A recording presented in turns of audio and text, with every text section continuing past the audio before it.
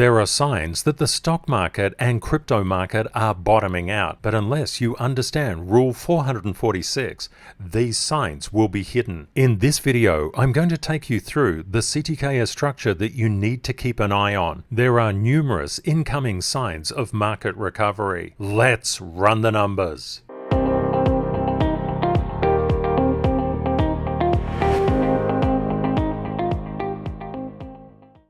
Looking to the main markets, all sectors were up 0.69%. The best performer, information technology, just roared up 2.26%.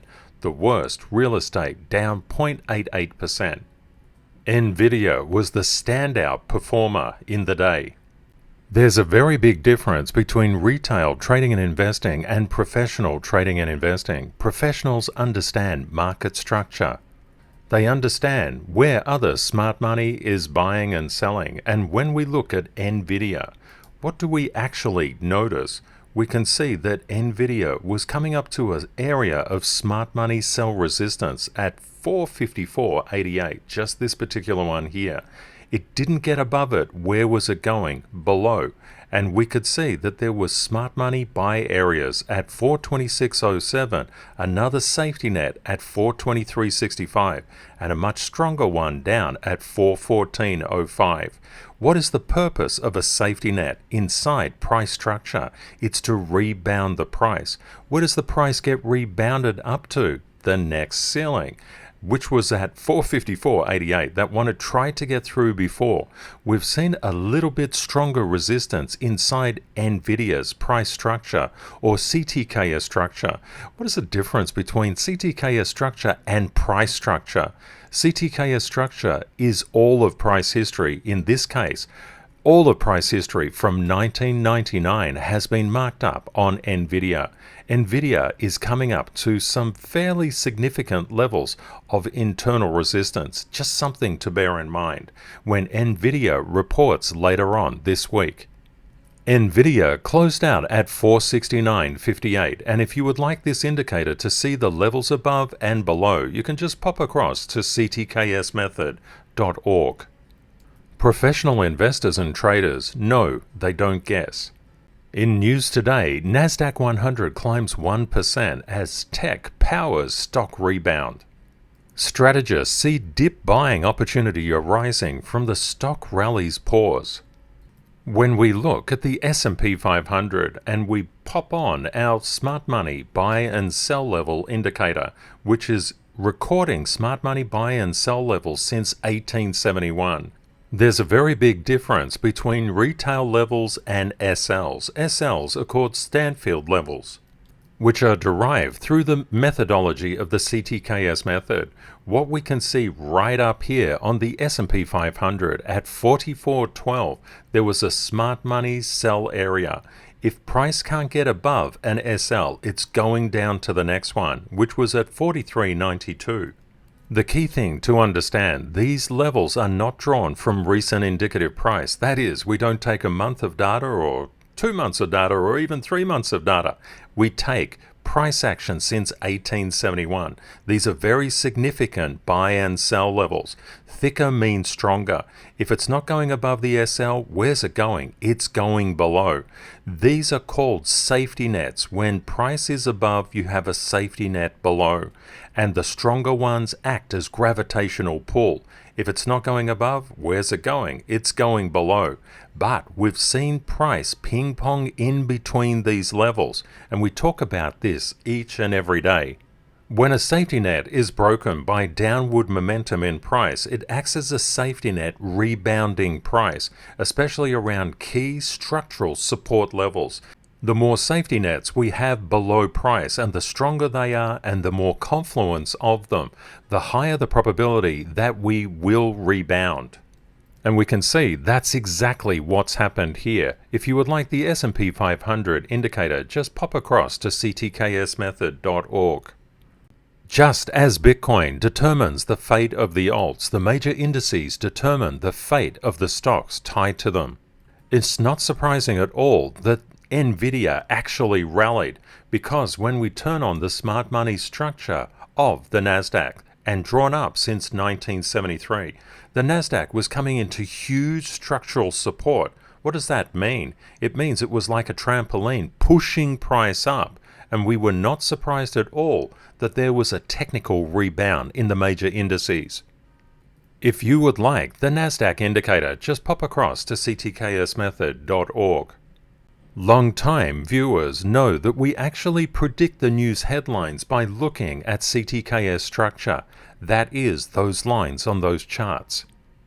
It's very important to study the Tier 1 charts first and understand their structure. When you understand the internal structure of the S&P 500, the NASDAQ, and then you go into Tier 2 and Tier 3 charts. NVIDIA is a Tier 3 chart. You get a much better feeling as to what the markets are doing from a structural perspective.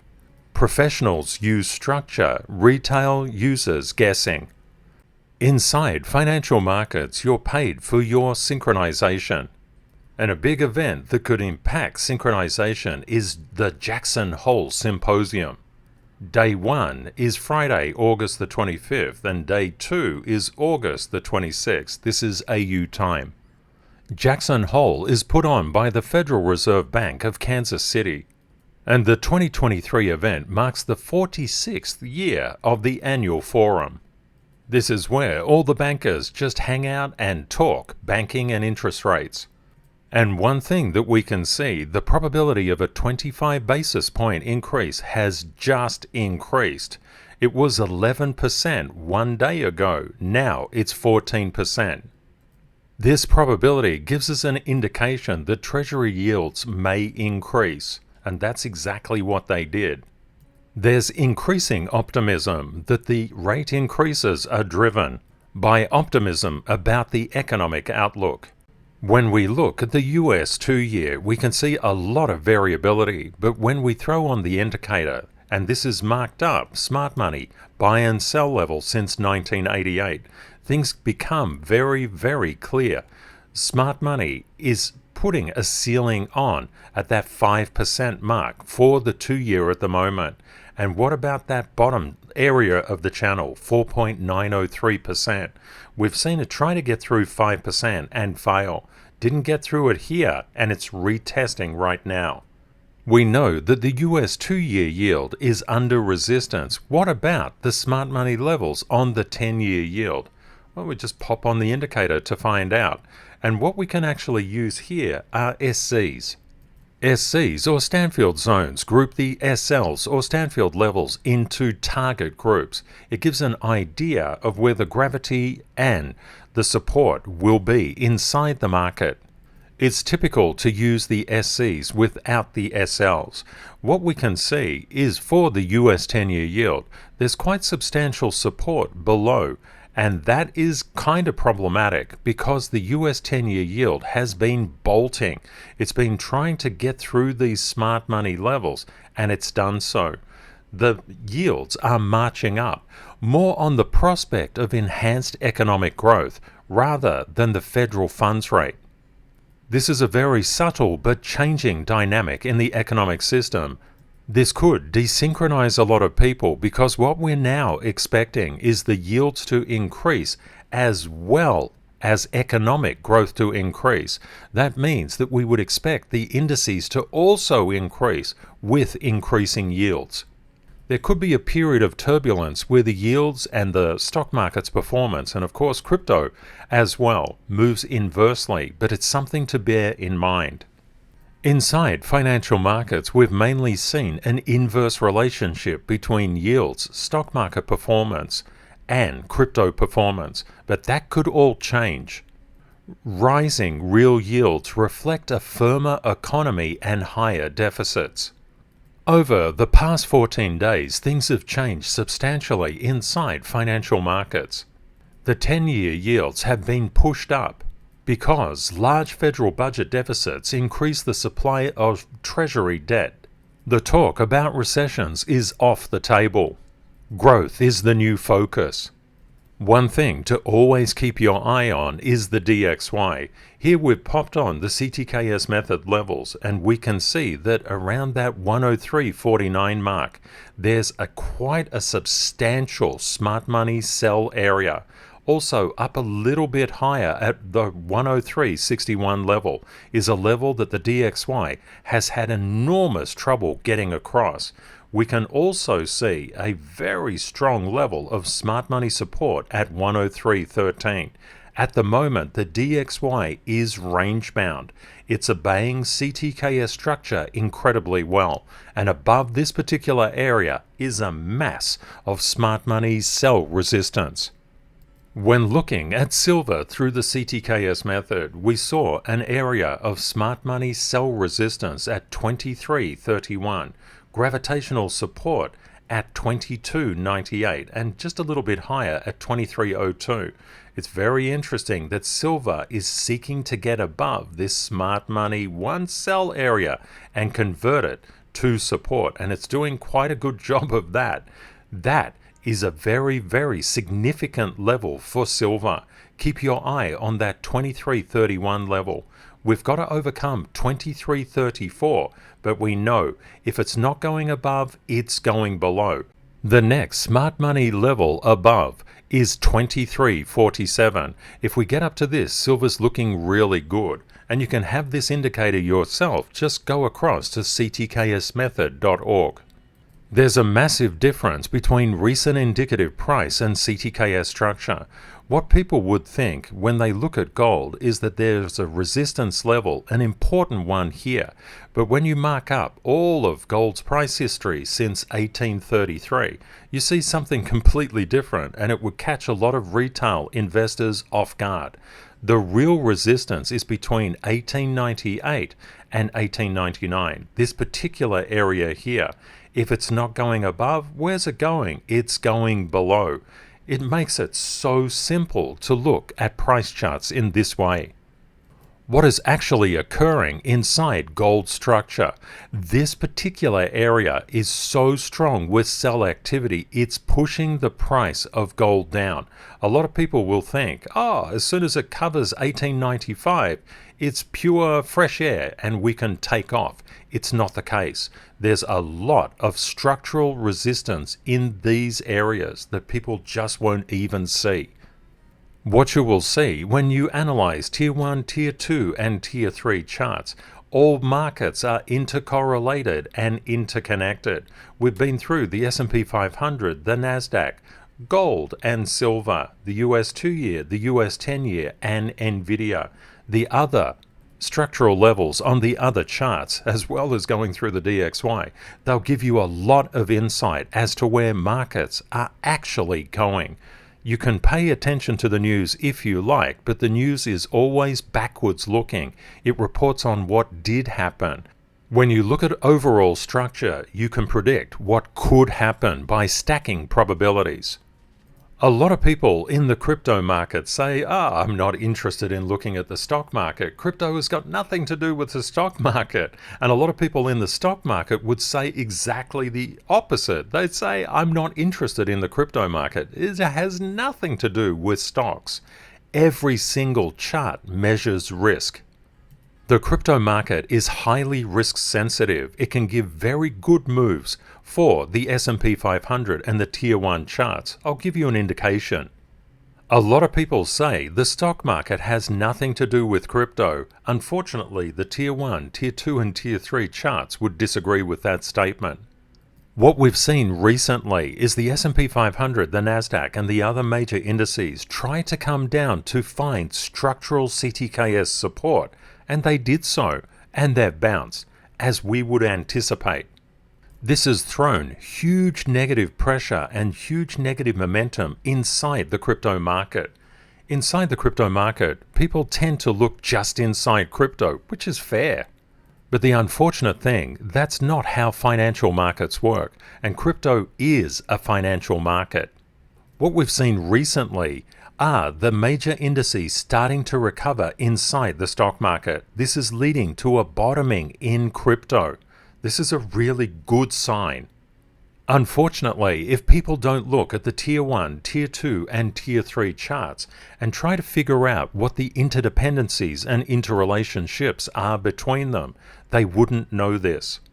They would expect all the markets are going to zero and they'd run screaming from every financial market because price came down. By understanding how Tier 1, Tier 2, and Tier 3 charts work in practice, we're not so concerned about what we see inside the crypto market. It's just a fantastic buying opportunity. But that buying must be done with three-dimensional risk management, of course, knowledge as well as courage. The crypto market has come down, but we can see from the technical bounce in the major indices, from the change in narrative on the yields to positive growth momentum, everything is changing inside the markets. But people like to hold on to old ways of looking at new things. Financial markets are always changing character, and when they change character, we need to change with it. The greatest gainers, top 100 past 24 hours in crypto: AKT, Optimism, Litecoin, Ethereum Classic, Monero, HT, BSV, FracShare, and GUSD. The greatest losers, top 100 past 24 hours: SUI, XDC, AVAX, Stellar, SHIB, Filecoin, Curve, Matic, and Woo. One thing that we do see, the greatest gainers and greatest losers have very low percentages. This means bottoming action. It's incredibly important that you understand cross-correlations and interdependencies. Actually, your financial future inside financial markets depends on it. The crypto market is full of exponential price action. That's why the CTKS method is very important, because we can figure out where the ceilings are and where the support levels are, or the floors. I like to call them safety nets, because typically when price comes down, it will pass through a number of safety nets before it gets caught and then rebounds. When looking at Bitcoin, where is smart money selling right now? It's selling at 26,295. It did get up there and it was rejected. Where is the next smart money buy level? It's at 25,760. Bitcoin is very important to look at, but so is total crypto market cap. And we can see the support level on total crypto market cap is 1.019 trillion. It's got a little bit of a way to go down there, but there's no real structural resistance up until that 1.062 trillion. So if crypto starts to rock and roll, it could rock and roll very nicely, but total will depend on Bitcoin. This means that we need to see Bitcoin breach that 26,295 smart money sell level in order for the alts to party.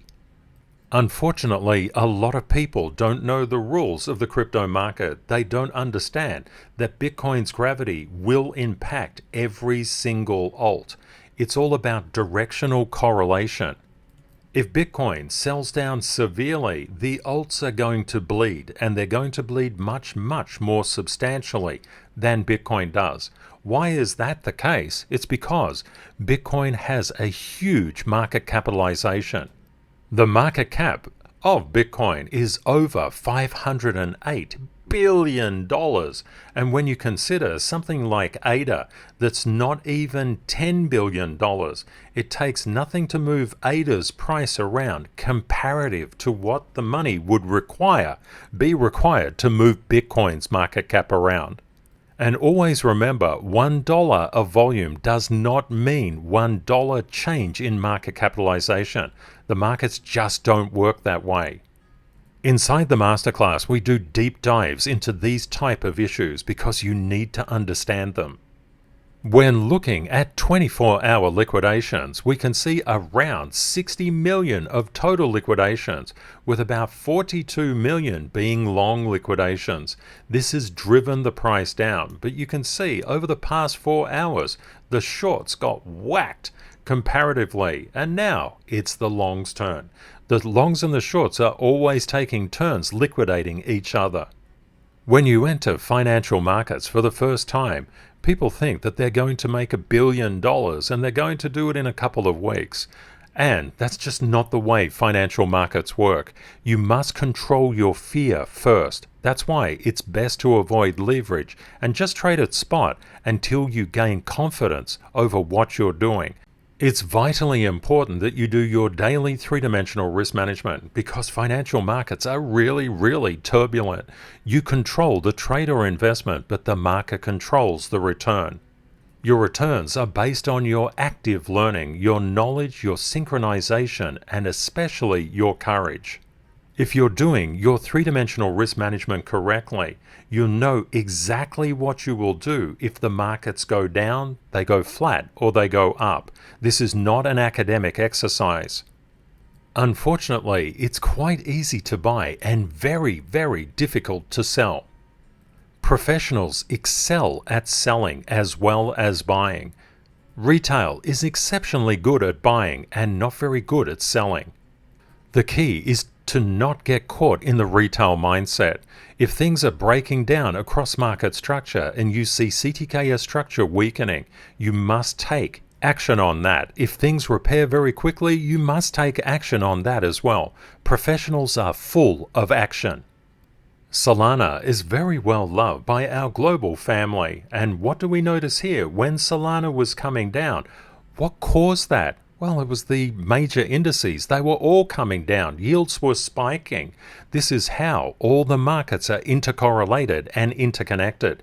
Therefore, we must know where the safety nets and ceilings are. If we've got safety nets, price will be caught by those safety nets. And when it's caught, it has the probability of rebounding. If we get a big sell-off, at least we know where the safety nets are, and we feel safer knowing where they are. We must know where they are. And what about this? Is Solana weakening comparative to Bitcoin? Volatility is very much a function of market capitalization. When we saw Bitcoin spike down, of course, that's a lot of money just disappearing. And when we see it going down like this, of course, this is Bitcoin, this orange line. You can see what happened to Solana because Solana is a lower market capitalization than Bitcoin. It will overextend Bitcoin's losses.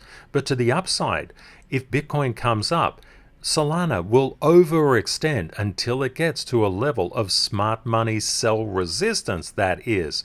That's why we say CTKS structure overrides.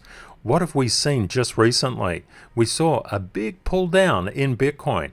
And what happened to Solana? It went through several safety nets. I'm just going to put SCs around this because some people look on their mobile phone. What we can see here is that there was a smart money buy area around that 2112. And what occurred next? It came down. Where was it going to? The next one, which was around that 2074 mark. Do you notice how Bitcoin came down during that period? I'll just zoom in there so it's easier to see. You can see that Bitcoin's gravitational pull will pull every single alt with it. All that's happening with inverters and just sustainers, that's whatever, just follows Bitcoin's gravitational path. They just overextend and underextend based on a function of market capitalization. Solana is a tier 3 chart. Binance Coin has been very weak recently. But what do we notice when we turn on the smart money buy and sell levels? There was a very good buy level just around this 207.20 and it got caught. This is why we must know where the safety nets are. Getting this X-ray vision on the market is very important. We can see Binance Coin is currently 211.20. It has a structural resistance level at 212.20 and one above at 212.70. These particular areas have been dealt with before, so it's going to be really interesting what happens to BNB. But wouldn't it be cool if you actually looked at this structure, you knew that that smart money buy area existed, and you leaned in there? That would be cool. Please let me know in the comments, do you trade with the CTKS method with these levels? And the beautiful thing is that you can learn the CTKS method yourself. You don't need any indicators, you can just do it yourself.